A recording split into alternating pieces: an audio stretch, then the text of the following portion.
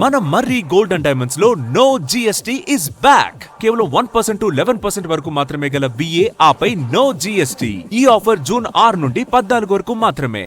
Hormuz జలసంధి సమీపంలో భారతీయ సిబ్బందితో ప్రయాణిస్తున్న వాణిజ్య నౌకపై అమెరికా జరిపిన దాడుల్లో 3 నావికులు మృతి చెందినట్లు కేంద్రం ధృవీకరించింది. దాడి సమయంలో నౌకలో 24 మంది సిబ్బంది ఉండగా అందులో 21 మంది సురక్షితంగా బయటపడ్డారు. అమెరికా చర్యలను తీవ్రంగా తప్పుపట్టిన భారత్ పశ్చిమాసియాలో వాణిజ్య నౌకలపై జరుగుతున్న దాడులను ఆపాలని డిమాండ్ చేసింది.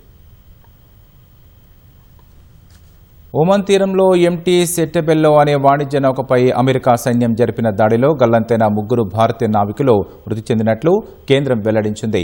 ఈ ఘటన భారతీయ నౌకాయాన రంగానికి తీరని లోటని కేంద్ర మంత్రి సర్బానంద్ సోనోవాల్ తెలిపారు.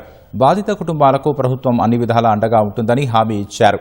నౌకపై దాడి నుంచి సురక్షితంగా ప్రాణాలతో బయటపడిన మిగిలిన సిబ్బందితో పాటు మరణించిన నావికుల మృతదేహాలను వీలైనంత త్వరగా స్వదేశానికి తీసుకువచ్చేలా అధికారులను ఆదేశించినట్లు ఎక్స్ వేదికగా తెలిపారు. హర్ముజ్ జలసంధి సమీపంలో భారతీయ సిబ్బందితో ప్రయాణిస్తున్న వాణిజ్య నౌకపై అమెరికా దాడి చేసింది. దాడి సమయంలో నౌకలో 24 మంది భారతీయ సిబ్బంది ఉండగా 21 మంది సురక్షితంగా బయటపడ్డారు. ఎంటీ సెట్టెబెల్లో వాణిజ్య నౌకపై అమెరికా జరిపిన దాడిని భారత్ తీవ్రంగా ఖండించింది. పశ్చిమాసియాలో వాణిజ్య నౌకలు పౌర మౌలిక సదుపాయాలను లక్ష్యంగా చేసుకుని దాడులు చేయడాన్ని తక్షణమే ఆపాలని డిమాండ్ చేసింది. అంతర్జాతీయ జలాల్లో నౌకాయానాన్ని వీలైనంత త్వరగా పునరుద్దరించాలని స్పష్టం చేసింది. భారతీయ సిబ్బంది ఉన్న నౌకపై దాడి నేపథ్యంలో ఢిల్లీలోని అమెరికా తాత్కాలిక రాయబారి జేసన్ మిక్స్కు విదేశాంగ శాఖ సమన్లు జారీ చేసింది.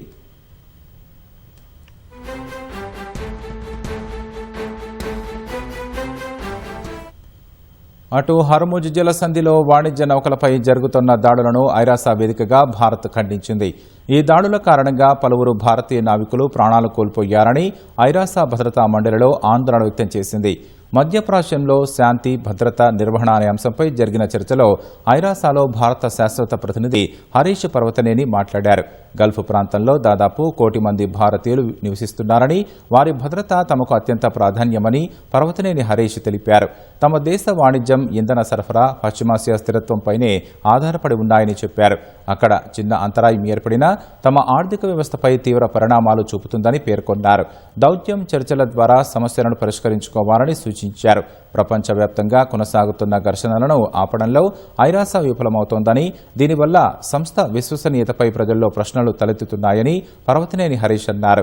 ప్రస్తుత భౌగోళిక రాజకీయ పరిస్థితులకు అనుగుణంగా భద్రతా మండలిలో శాశ్వతేతర సభ్య దేశాల సంఖ్యను పెంచాలని భారత్ తరపున ఆయన డిమాండ్ చేశారు.